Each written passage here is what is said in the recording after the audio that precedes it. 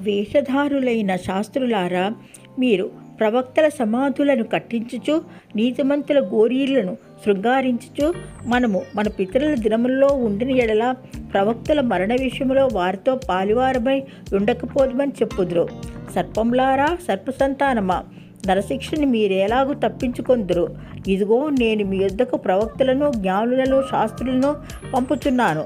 మీరు వారిలో కొందరిని చంపి సిలువ వేయుదురు, కొందరిని సమాజ మందిరంలో కొరడాలతో కొట్టి పట్టణం నుండి పట్టణముకు తరుముదురు. నీతిమంతుడైన హేబేలు రక్తం మొదలుకొని బలిపీఠమునకును దేవాలయమునకు మధ్య మీరు చంపిన బరకీయ కుమారుడు జకర్యా రక్తం వరకు భూమి మీద చిందించబడిన నీతిమంతుల రక్తమంతయు మీ మీదికి వచ్చును.